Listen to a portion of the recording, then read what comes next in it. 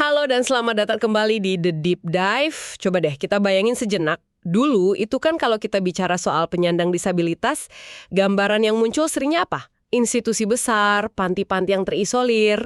Jauh dari masyarakat ya? Betul. Nah, gimana ceritanya kita bisa sampai ke titik sekarang, di mana idenya adalah mendukung mereka untuk hidup mandiri, punya apartemen sendiri, kerja di kantor biasa, ya benar-benar di tengah-tengah kita. Pergeseran ini bukan cuma soal ganti kebijakan loh, ini revolusi cara berpikir. Hari ini kita bakal telusuri perjalanan besar ini dengan panduan dari buku Public Administration and Disability karya Julie Ann Racino. Kita akan lihat gimana pergerakan hak-hak sipil di Amerika, para aktivis dan ide-ide yang bisa dibilang radikal berhasil membongkar sistem lama. Dan misi kita di sini bukan sekedar menceritakan sejarah ya. Kita mau bongkar titik baliknya. Momen krusial ketika logika itu bergeser total. Dari merawat seseorang di dalam tembok menjadi mendukung seseorang untuk meraih mimpinya di komunitas. Ini kisah tentang perebutan kekuasaan, inovasi, dan tentang bagaimana kata mandiri dan inklusi itu sendiri didefinisikan ulang dari nol. Oke, mari kita mulai dari fondasinya. Sebelum sistemnya bisa berubah, cara pandangnya harus berubah dulu kan? Dulu itu yang paling dominan adalah, apa ya namanya? Model medis? Model medis, betul. Intinya, disabilitas itu dilihat sebagai sebuah penyakit, sebagai masalah di dalam diri seseorang yang harus, kutip ya, disembuhkan atau diperbaiki. Oleh para ahli, dokter, terapis. Tepat. Fokusnya cuma ke kekurangan orang itu aja. Dan yang muncul sebagai lawan tandingnya adalah model sosial. Dan ini benar-benar membalikkan meja. Model ini bilang, tunggu dulu, masalahnya bukan di individunya. Tapi di masyarakatnya. Tepat. Hambatan yang sebenarnya itu bukan kaki yang tidak bisa berjalan, tapi tangga tanpa jalur landai. Bukan telinga yang nggak bisa mendengar, tapi informasi yang cuma disajikan dalam bentuk audio. Sikap negatif, kebijakan diskriminatif, itulah penyakit yang sebenarnya. Wow, jadi ini benar-benar memindahkan tanggung jawab ya. Bukan lagi kamu yang harus beradaptasi dengan dunia kami, tapi dunia ini yang harus kita desain ulang supaya cocok untuk semua. Tepat sekali. Ini sebuah manuver politik yang jenius kalau kita pikir-pikir. Karena dengan begitu ini mengubah sebuah masalah pribadi yang bikin orang merasa sendirian. Menjadi isu publik. Menjadi isu publik yang bisa diorganisir secara kolektif untuk menuntut perubahan. PBB pun akhirnya mengadopsi model ini. Ini bukan lagi soal amal atau kasihan, ini soal hak asasi manusia. Lalu dari situ berkembang lagi. Ada yang lebih baru, yaitu model dukungan dan pemberdayaan. Kalau saya baca dari sumber kita, ini selangkah lebih maju nih. Bukan cuma menghilangkan hambatan yang sudah ada. Tapi proaktif. Betul, proaktif mendesain semuanya sekolah, kantor, bus, supaya dari awal sudah bisa dipakai semua orang. Ada satu tabel di buku ini yang menurut saya, wah ini kena banget. Dulu peran sosial penyandang disabilitas itu pasien atau klien. Lalu naik kelas jadi konsumen. Puncaknya, rekan kerja, tetangga, sukarelawan. Pergeseran dari pasien ke tetangga itu adalah lompatan kuantum. Itu soal martabat dan kekuasaan. Dan apa yang Anda jelaskan itu adalah inti dari konsep. Desain universal. Universal design. Betul, prinsip bersederhana, tapi dampaknya luar biasa. Rancang segala sesuatu dari awal untuk bisa digunakan oleh sebanyak mungkin orang tanpa perlu modifikasi. Jadi bukan bikin gedung dulu terus baru kepikiran, oh butuh jalur landai gitu ya? Tepat, bukan ditempel sebagai tambahan, tapi mendesain pintu masuk utama yang dari awal memang sudah elegan dan landai untuk semua orang. Itulah manifestasi fisik dari model pemberdayaan. Nah, perubahan cara pandang yang radikal ini kan nggak mungkin terjadi di ruang rapat aja ya. Disinilah ceritanya jadi luar biasa. Ini didorong oleh orang-orang di lapangan. Sumber kita membaginya jadi 4 gerakan besar. Pilar perubahan. Yang pertama, deinstitusionalisasi. Mendengar namanya saja sudah dramatis. Dan ceritanya memang seperti film horor, tapi ini nyata. Tahun 70-an ada seorang jurnalis, Geraldo Rivera. Oh, kisah Willowbrook? Betul. Dia sama kru kamera menyelinap masuk ke institusi di New York namanya Willowbrook State School.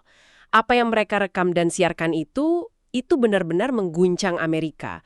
Ribuan orang dijejalkan di ruangan kotor, tanpa pakaian, ditelantarkan. Kondisinya tidak manusiawi. Sangat. Diperkuat lagi oleh foto-foto rahasia dari Burton Blatt. Orang-orang melihat ini dan sadar, sistem ini sudah rusak parah. Paparan media itu jadi pemicunya ya? Tapi kemudian muncul pertanyaan yang lebih dalam. Apa artinya deinstitusionalisasi? Ternyata bukan cuma soal menutup gedung-gedung usang itu. Bukan sekedar mengosongkan bangunan. Bukan. Gerakan ini menyadarkan orang bahwa percuma menutup institusi kalau semua uang dan stafnya tidak ikut pindah. Inti perjuangannya adalah memindahkan sumber daya. Jadi bukan cuma soal membebaskan orang, tapi juga membebaskan dananya. Tepat. Dan perjuangan hukum ini puncaknya di tahun 1999. Kasus Mahkamah Agung, Olmsted. Pengadilan memutuskan bahwa mengurung seseorang di institusi, padahal mereka bisa hidup di komunitas, itu adalah bentuk diskriminasi ilegal.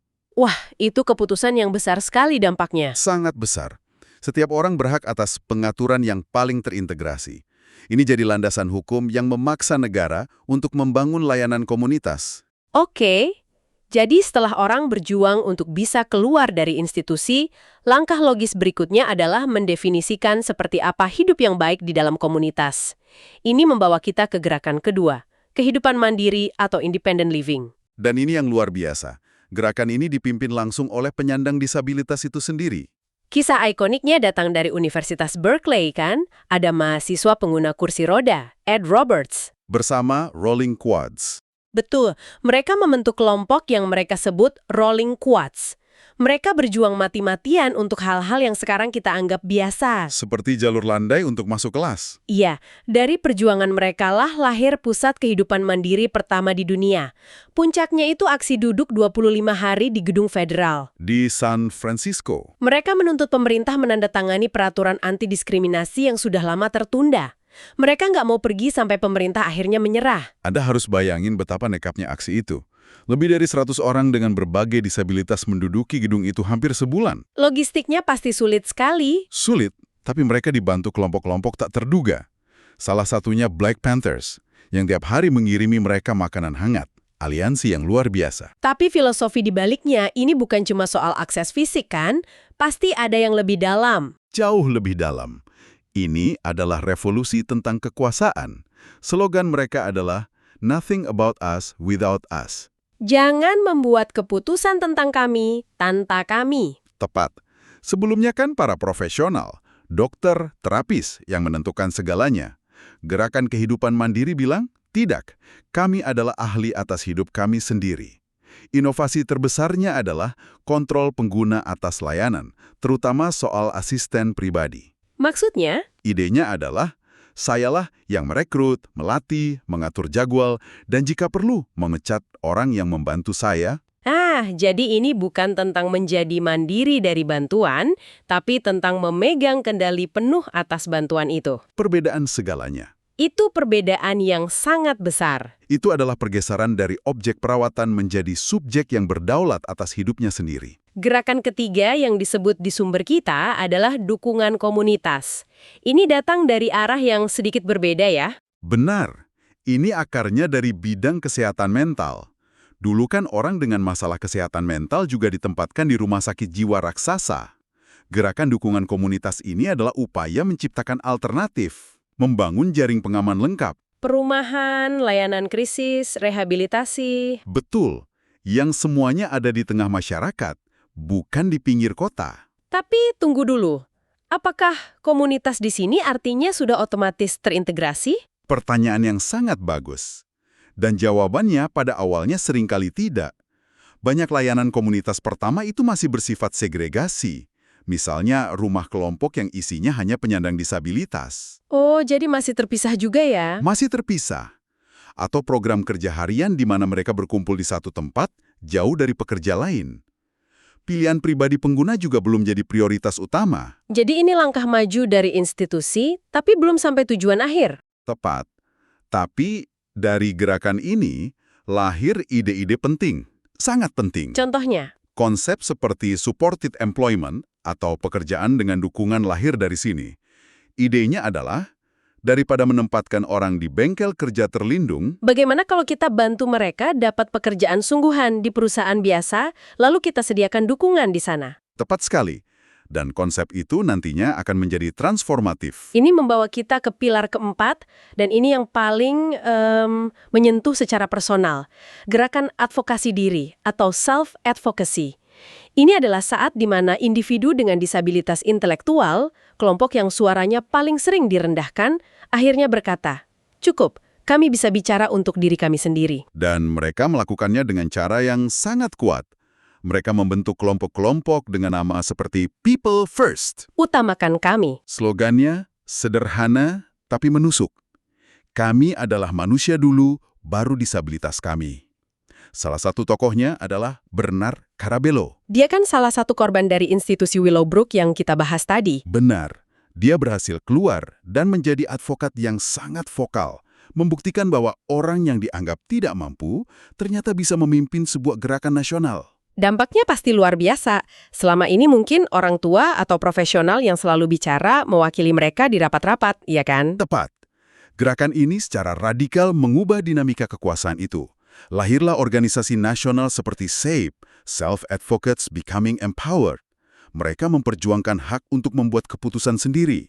Mulai dari hal sepele seperti mau makan apa malam ini, sampai keputusan besar seperti di mana dan dengan siapa mereka ingin tinggal. Mereka menuntut untuk duduk di meja perundingan. Betul, dari diwakili menjadi mewakili diri sendiri. Oke, jadi kita punya 4 gerakan besar yang mendorong perubahan.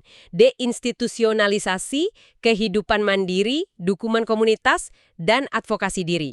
Sekarang, mari kita buat ini jadi nyata. Apa artinya semua prinsip ini dalam kehidupan sehari-hari? Ide paling fundamental yang lahir dari semua ini adalah sebuah terobosan, memisahkan layanan dukungan dari tempat tinggal. Dulu kan itu jadi satu paket ya? Jadi satu paket.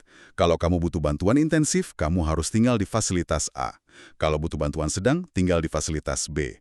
Pilihanmu sangat terbatas. Rumahmu ditentukan oleh tingkat kebutuhanmu akan bantuan. Benar.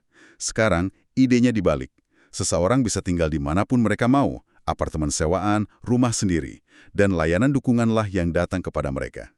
Ini membuka dunia penuh pilihan. Penuh pilihan dan fleksibilitas. Bisa berikan contoh konkretnya? Misalnya soal perumahan. Apa itu supported housing? Supported housing atau perumahan dengan dukungan itu antitesis dari rumah kelompok model lama. Alih-alih membangun satu rumah besar untuk 8 sampai 10 orang, model ini membantu seseorang untuk mencari, menyewa, dan tinggal di apartemennya sendiri. Di kompleks perumahan biasa? Di kompleks perumahan biasa. Namanya ada di kontrak sewa. Dia punya kunci sendiri. Lalu, tim dukungan yang fleksibel datang sesuai jadwal. Untuk bantu hal-hal yang dibutuhkan ya? Entah itu mengolah keuangan, berbelanja, atau belajar masak. Tapi ketika pintu ditutup, itu adalah rumahnya. Layanannya sukarela dan terpisah dari perumahannya. Lalu bagaimana dengan pekerjaan? Tadi kita sempat singgung supported employment. Bedanya apa dengan bengkel kerja terlindung? Bedanya langit dan bumi. Bengkel kerja terlindung itu tempat khusus di mana penyandang disabilitas kerja bersama, seringkali dengan upah jauh di bawah minimum. Tersegregasi. Betul. Supported employment sebaliknya, tujuannya menempatkan seseorang di pekerjaan kompetitif di perusahaan biasa. Dia melamar pekerjaan yang sama, digaji sama. Kunci suksesnya apa? Adanya seorang job coach atau pelatih kerja profesional yang memberikan dukungan intensif pada awalnya, membantu belajar tugas, berinteraksi dengan rekan kerja, lalu perlahan-lahan mengurangi dukungannya, tapi tetap siaga untuk jangka panjang. Dan sumber kita menegaskan, model ini ternyata lebih hemat biaya. Jauh lebih efektif secara biaya bagi pemerintah, betul. Wow. Dan ada satu lagi istilah supportive living. Ini sepertinya payung besarnya ya. Betul. Dan sumber kita mengutip sebuah definisi dari negara bagian Oregon yang menurut saya merangkum semua ini dengan sempurna. Seseorang dapat hidup di mana dan dengan siapa yang mereka inginkan, selama yang mereka inginkan, dengan dukungan berkelanjutan yang diperlukan untuk mempertahankan pilihan itu. Itu bukan sekedar deskripsi layanan. Itu sebuah deklarasi kemerdekaan. Tapi ini semua terdengar ideal. Pasti ada tantangan besar untuk mewujudkan ini, kan? Tentu saja. Ada sebuah krisis tersembunyi di balik sistem ini. Semua layanan ini bergantung pada pasukan besar tenaga kerja yang disebut Direct Support Professionals, atau DSP. Mereka yang memberikan dukungan langsung sehari-hari. Benar. Ironisnya, pekerjaan mereka sangat penting, tapi mereka seringkali dibayar sangat rendah. Sedikit di atas upah minimum, tanpa banyak tunjangan. Akibatnya? Tingkat pergantian karyawannya sangat tinggi. Ini menciptakan ketidakstabilan konstan bagi orang yang bergantung pada layanan mereka. Dan ada satu fakta lagi dari sumber kita yang membuat saya tercengang sih. Sebagian besar dukungan jangka panjang di Amerika sebenarnya tidak diberikan oleh DSP yang dibayar. Benar, sebagian besar masih diberikan oleh anggota keluarga. Orang tua, pasangan, anak, saudara, tanpa bayaran. Nilai ekonomi dari perawatan informal yang tidak dibayar ini diperkirakan mencapai 450 miliar dolar. 450 miliar dolar? Untuk memberi Anda gambaran, angka itu lebih besar dari seluruh anggaran nasional untuk program Medicaid.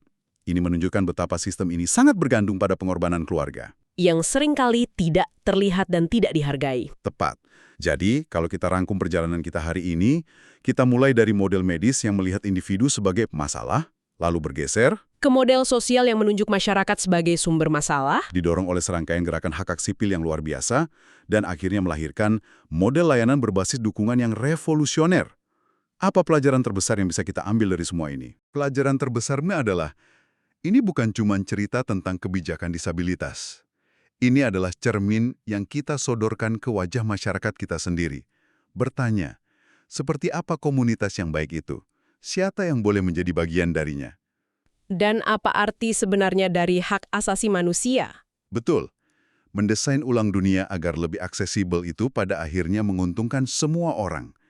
Jalur landai yang dibuat untuk pengguna kursi roda ternyata juga sangat membantu orang tua yang mendorong kereta bayi. Atau kurir yang bawa paket. Atau siapapun yang kakinya sedang terkilir. Masyarakat yang benar-benar inklusif adalah masyarakat yang lebih baik, lebih mudah, dan lebih manusiawi untuk semua penghuninya. Sebuah pengingat yang kuat. Dan untuk menutup pembahasan kita, kami ingin meninggalkan Anda dengan sebuah pemikiran. Sebuah pertanyaan yang muncul dari tantangan yang tadi kita bahas. Di tengah kondisi ekonomi global yang tidak menentu, di mana anggaran layanan sosial seringkali menjadi yang pertama dipotong, bagaimana kita bisa memastikan bahwa prinsip-prinsip kemandirian dan inklusi yang sudah diperjuangkan dengan sangat susah payah ini tidak hilang terkikis, dan bagaimana kita bisa terus berinovasi untuk memberi dukungan yang lebih baik dengan sumber daya yang mungkin akan semakin terbatas.